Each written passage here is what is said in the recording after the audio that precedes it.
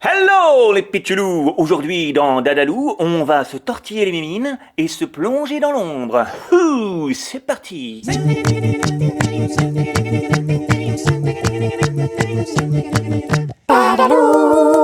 Petit rappel avant de commencer, n'oubliez pas de vous abonner à la chaîne et cliquez surtout sur la petite cloche qui est là pour recevoir des notifications dès qu'un nouvel épisode est en ligne. Voilà.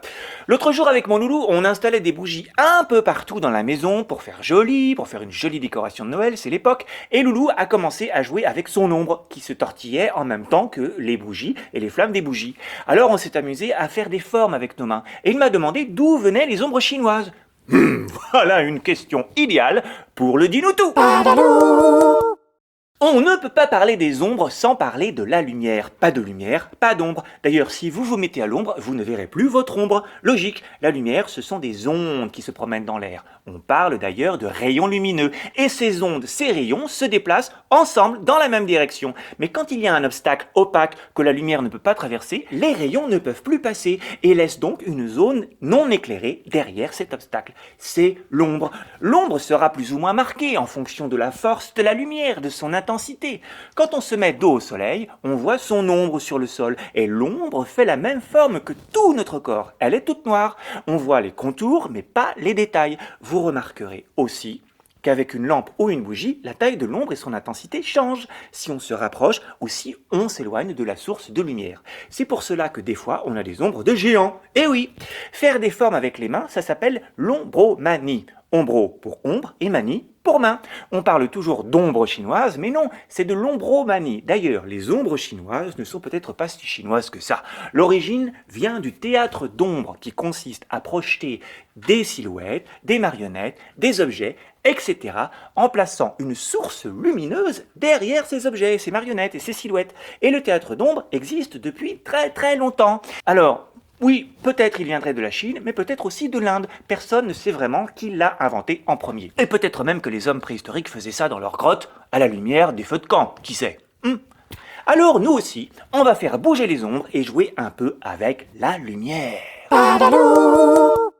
Vous l'avez deviné, la première chose qu'il nous faut, c'est de la lumière. Alors vous pouvez soit faire des ombres avec la lumière du soleil, s'il fait beau chez vous, bien sûr. Vous pouvez aussi utiliser les lumières de la maison, des lampes torches ou même des bougies. Mais par contre, jamais tout seul. Vous devez toujours demander à vos papas ou vos mamas de vous aider pour les allumer et les déplacer. Le mieux, c'est encore de le faire avec eux. C'est encore plus sympa et rigolo de faire tout ça ensemble.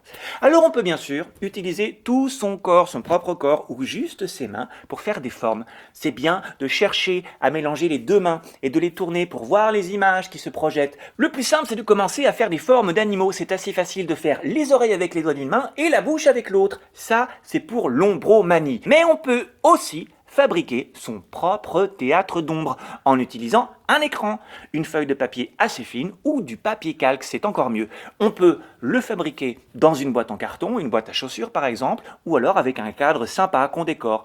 Et surtout, il nous faut des silhouettes. Vous pouvez les découper dans du papier et les coller sur des petites baguettes. Et voilà, tout est prêt. Il suffit de placer la lumière au bon endroit et c'est à vous d'inventer vos aventures, vos histoires. Et justement, puisqu'on a parlé des bougies, j'ai une histoire pour vous. Il y avait autrefois 4 petites bougies. Elles étaient seules et isolées dans une petite pièce oubliée, tellement baignées de silence qu'on pouvait les entendre murmurer. Et la première a dit « Moi, je suis la paix. Je suis la gardienne du calme et de la tranquillité. Je protège des conflits, je protège des guerres. Mais ces derniers temps, plus personne ne veut de ma lumière. Alors la flamme de la paix a vacillé doucement et a fini par s'éteindre. La seconde bougie a dit « Moi, je suis la foi, la croyance, celle qui guide et anime, mais ces derniers temps, plus personne ne veut de ma lumière. » Alors, elle aussi, la flamme de la foi a vacillé doucement et elle a fini par s'éteindre. Tristement, la troisième bougie a pris la parole. Moi, je suis l'amour et je n'ai plus la force de continuer à briller comme ça. Ces derniers temps, plus personne ne veut de ma lumière. Ils m'oublient et oublient d'aimer les autres autour d'eux. Alors, la flamme de l'amour a vacillé doucement et elle aussi a fini par s'éteindre.